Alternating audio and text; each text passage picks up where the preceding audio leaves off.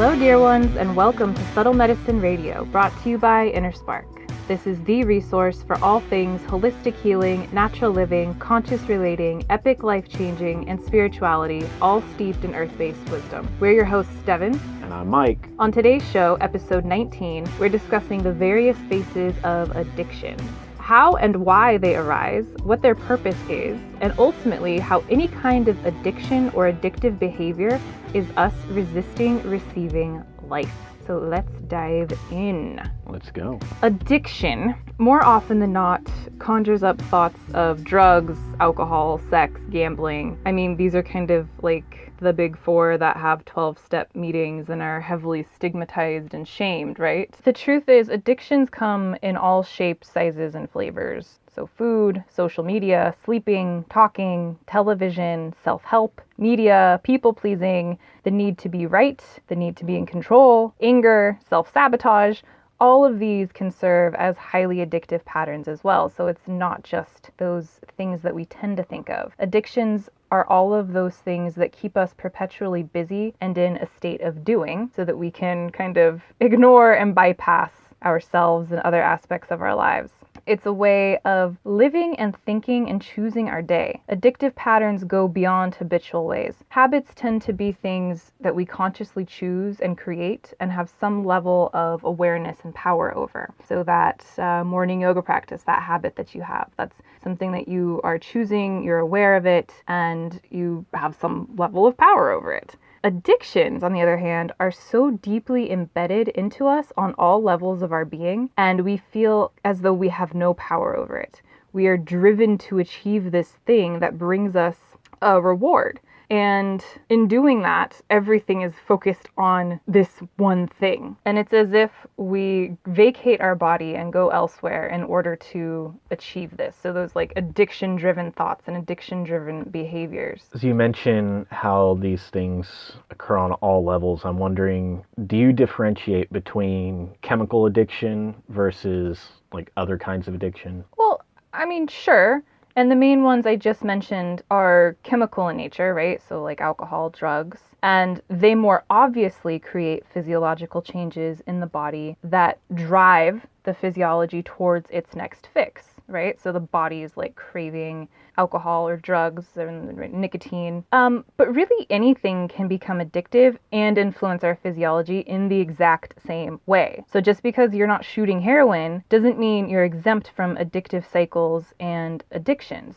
Anything that is eliciting this reward response is changing the physiology. Yeah, I mean, I've had abusive relationships with alcohol, and I mean, I'm ashamed to admit it, but I have abused prescription drugs before, and I very nearly became an opioid statistic after a minor surgery to remove my appendix. And you know, I had a prescription for some painkillers after that, and once you get the taste of something that is that powerful, it can be hard to kick.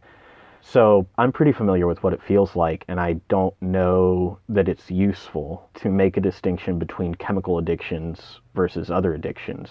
You know, like you were saying, anything that gives you that kind of reward feeling can become addictive.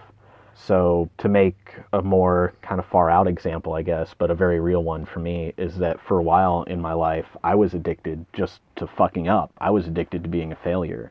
I sabotaged my credit. I didn't pay my bills on time. I didn't give a shit at work. I was gambling and drinking. And if I'm honest, I even had some hygiene issues. You know, I had a story, an idea about who I was and where I had come from. And I'd come from some really shitty, dark places. And then I joined the military. I was in the Navy. Life was really great. I was good at my job, and I was being recognized for it, and I was not ready for that. So I rebelled against it and started fucking my life up until it looked and felt like something that I was more familiar with.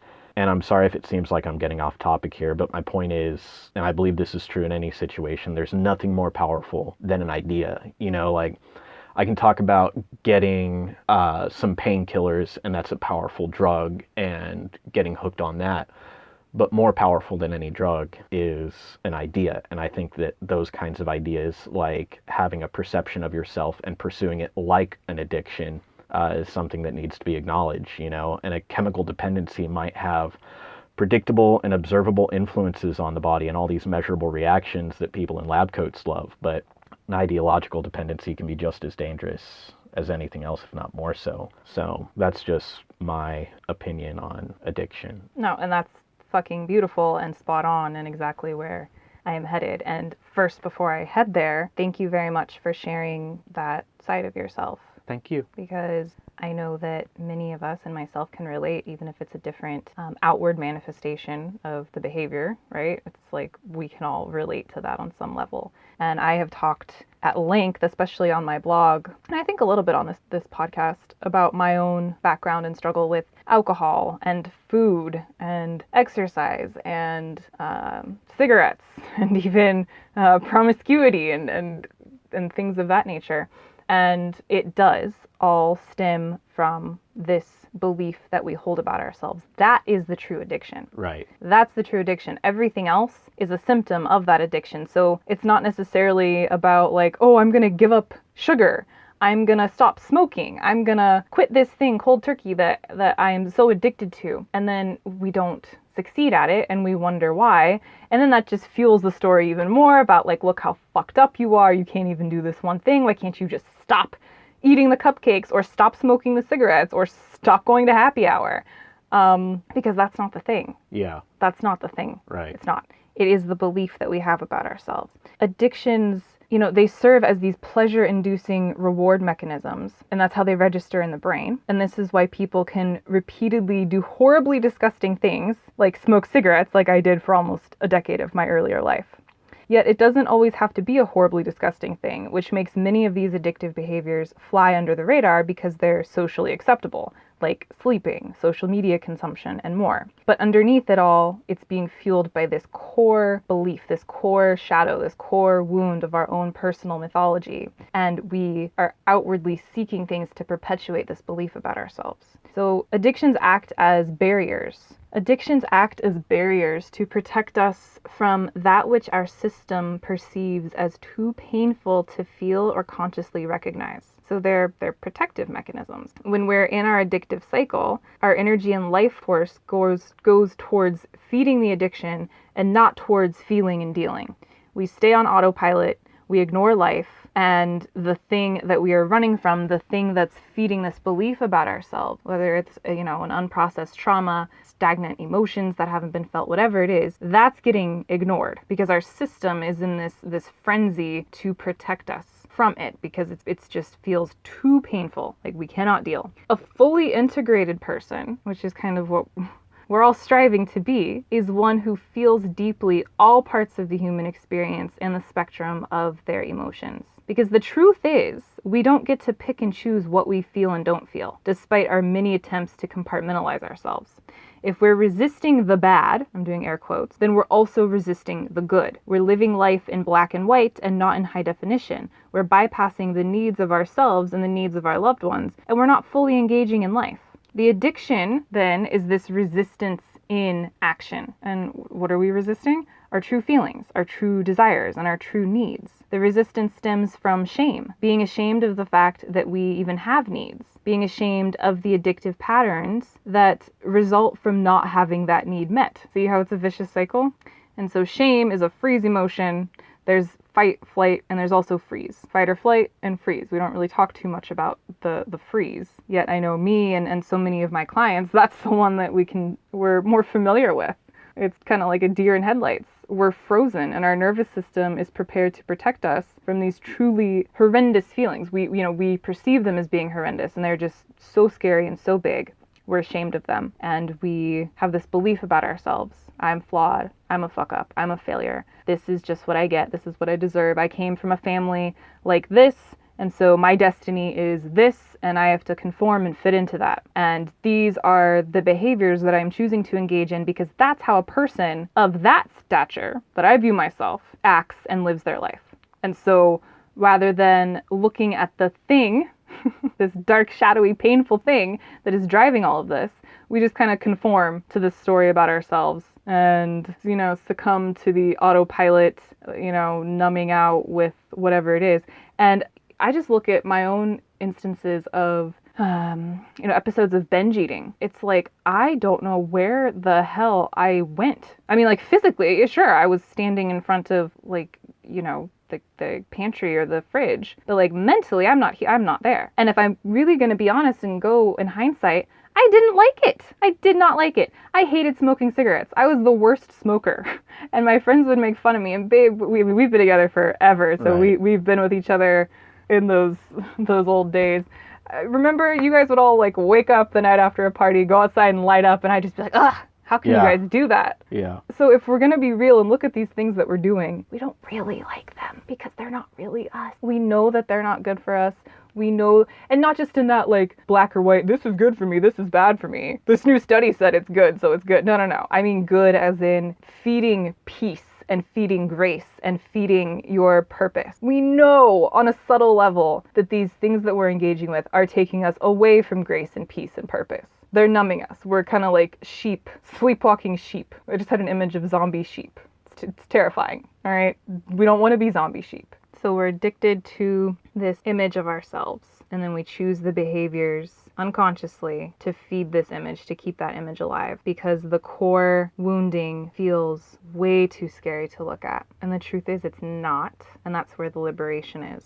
And I've talked a lot about this and a lot about shame in our previous episodes, so go check those out for more on the shame piece, and especially how it's that freeze emotion. So I'd love to touch more on how addiction shows up in our lives, these various ways that addiction shows up in our lives. Some of us already know which addictive patterns we lean towards. Maybe we've already overcome a few, as Mike and I have shared with ours, our dances with alcohol and pills and food and cigarettes and these kind of more mainstream substance abuse. However, I've also overcome and deal with many other character traits and armors as the result of wounding, like people pleasing, bypassing my emotions, and more like that. So all of these things are addictive patterns that are ultimately taking us away from peace, grace, and purpose. So what are these patterns for you, dear listening person? Soul, beautiful soul listening to me. We're always evolving and growing and changing, and as we do, we'll come up against more and more resistance, because the old ways, they did serve us for a time, and they exist for a reason. They're there to protect us from something. And as we unravel it, naturally there'll be some resistance, because our system is like, whoa, buddy, what are you doing? This isn't safe. And we keep going and bring deeper levels of stability, safety, and assurance to our systems, our energy, our DNA, our lineage, and the collective at large. So it really is the epitome, you've heard me say so many times, of how the subtle creates the gross, and dancing with these shadows and looking at these addictive ways and behaviors that keep us as these sleeping zombie sheep is the epitome of this spectrum of the subtle creating the gross, and going back and forth along this spectrum, because it literally changes your physiology, which changes your physical body, which improves your health. A lot of these physical challenges that we have, they stem from these stagnant emotions and this deep old shame, and the energy going towards suppressing that and bypassing that versus just letting it come up, feeling it, and moving forward. It's like a giant clearing that we can have. It literally is just like walking around being constipated on all levels. And so I'm going to use a graphic example and just go with me here. Think about being actually physically constipated, right? All of that old waste, fecal matter just sitting in your colon. We don't feel very good, kind of sluggish. Our digestion's off, our hunger's off. It's just not a fun place to be. So that same energetic, metaphorical state of being is how this is showing up. So on all levels of your being. It's impacting you physically, emotionally, mentally, and spiritually. It's impacting relationships. It's impacting your ability to receive, because you're already so full of shit, right? Metaphorical shit. So how can we receive anything else? And so just clearing that is magical. And it doesn't just impact us, it impacts everybody, our lineage, 7 generations forward and backward, and the collective, the entire collective. So being that change that we want to see really does start within. And I know we've all heard that, right? It's kind of a cliche, but it's really freaking true. So what are you currently dancing with today? What's something you feel you really can't live without? Maybe it's a food or your morning coffee or scrolling through Instagram. What brings feelings of FOMO, fear of missing out, or dread or anxiety or general unease when you think of disengaging with it? Does the thought of not being on social media for a few hours or even a few whole days bring tension? What about not having your afternoon piece of chocolate or tea? What about the idea of releasing the desire to control your environment? And so be radically honest with yourself. We all have something that is revealing itself to us at the moment that we may or may not feel ready to part with, yet we can simply just bring awareness to it. So just look at it. What is that thing for you right now? And after you identify this thing, what does it bring up for you to entertain the idea of reorienting your relationship with it, right? So maybe it's not disengaging entirely, just being open to the possibility, being open to the idea of maybe shifting this relationship with it. Because like chocolate, right? It's not inherently bad. It's not like you're drinking Clorox from under the sink, but perhaps the way that you're engaging with it right now is bringing you away from your high self, from your purpose, from peace and grace. And it's actually working more as a poison for you and a numbing, clogging agent. It's sleepwalking zombie sheep food. So it's not inherently bad. And a lot of these things aren't. And I mean, okay, if it is truly a poison, right? If it is drugs or alcohol, that's a different story. But like social media is not inherently bad. Chocolate, coffee, these things are not poison. How we engage with them dictates whether it's poison or medicine. So this black or white, giving it all up, cold turkey, doesn't need to be that way. So just being open to the idea of let's identify what this thing is just right now, because last week it might have been something else. A year from now it might be something different. We're always evolving and growing, and we get better at bringing awareness to what these things are and identifying them. And then from there we get to shift our relationship and take our power back by looking at the underlying need, because the chocolate's not the need. It's what we perceive that chocolate or that coffee or that Instagram feed to be giving us. So when we are empowered enough to identify the true need, we can come into right relationship with the addictive thing. I think that, well, I know that I still have echoes of old addictions that pop up every now and then. Like, sometimes I'll have a flashback to a specific drink, or I'll imagine that I'm smelling a cigarette, and I know like nobody in this house smokes. So it's completely insane for me to think that I'm smelling a cigarette, but I just have old cravings that after years of not having those things, they still come up, and it's crystal clear. And I think that when it comes to finding out what the underlying thing is that's still popping up, it can be really scary to challenge your idea of the way you see the world. Like if I see myself as a fuck up, and I clearly know that I'm a fuck up, and I'm gonna go get drunk, and I'm gonna screw off my responsibilities and ruin my relationships and all that, that's actually not as scary as me thinking that I don't understand the world. Like, if I have a crystal clear view of the world and be like, okay, I understand things, the world makes sense, I just suck. As opposed to saying, well, maybe I don't suck and the world's different than what I thought. Embracing that kind of uncertainty can be a lot scarier than just sticking with a screwed up story that you know and that you're familiar with, Totally, yeah. And I talk about that a lot. We've talked about that concept a lot on this show. The ego, who gets a very bad reputation, but is a very good and necessary thing when we're in right relationship with it and when it's in check. When it's kind of running the show, it is terrified to drop its identity and its idea of itself. So it can feel incredibly frightening and downright disorienting and give me some more adjectives. I mean, just really fucking scary to unpack these things and to challenge how we think about ourselves and who we think we are. And that's where it takes this radical self-responsibility and also some accountability and some support, some guidance to gently step into this truth of who you are. Because the truth is, we are so much more than we even think we are, or than we even realize. And the illusion of the person that we think we are is nothing more than an illusion. And it's fed and fueled by these neurotic delusions, aka addictive patterns.